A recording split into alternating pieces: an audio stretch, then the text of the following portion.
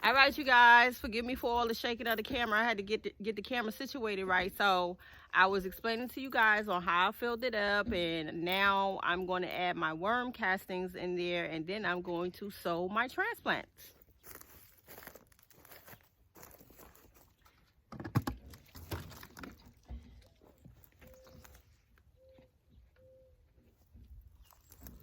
All right, you guys, so you can never have too much worm castings. Never. Love worm castings. Okay, so here we go with the Brussels sprouts and celery. All right, so I'm just moving the soil around a little something and doing like a little trench.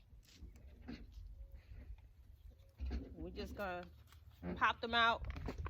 You know, transplants, when they dry, they pop out real easy, so they're not wet. So we're just gonna move it around, and we're gonna tuck them in, get them nice and snug. But remember what I said, I'm gonna add some more soil to it. I'm gonna top some more soil off after the soil settle in.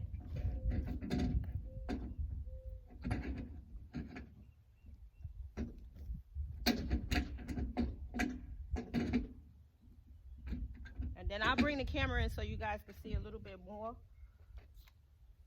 But see, as they grow, they're gonna lift up. Then we're gonna get these in here, the Brussels sprouts. Switch my tags around. Celery, Brussels sprouts.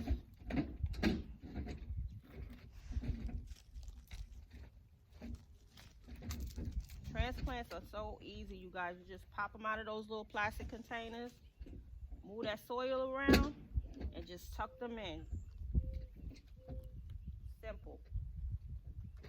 And actually, I wonder why I only got 4. Well, yeah, 4 of those. So, let's see, 1, 2. Hold on, nope.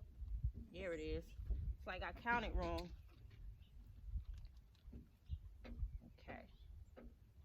I feel like I'm still missing 1. Oh, yep. There it is.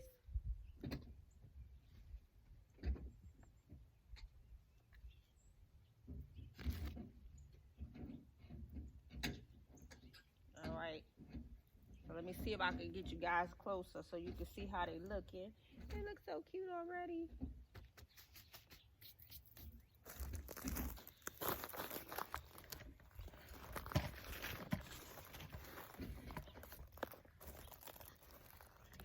Okay, let's see where we at, you guys.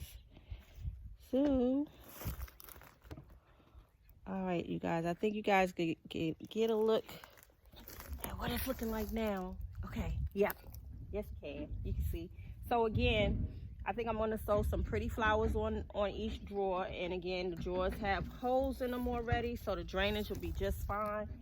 And as these grow up, I will top them off with more soil because I expect for the celery to get very tall. So they'll start showing out of the box after a while. And also the Brussels sprouts. So this is my first time growing Brussels sprouts, so I don't think they need a whole lot of root room to grow. But I'm gonna do some more research on the Brussels sprouts. And if you have ever grown Brussels sprouts or celery, make sure you drop me a line and let me know how yours have turned out, and if they require lots of root space. But I don't think they do. I really don't. So that is EsiK's DIY for today. I hope you guys enjoyed this video, and if you try this project, please drop me a line.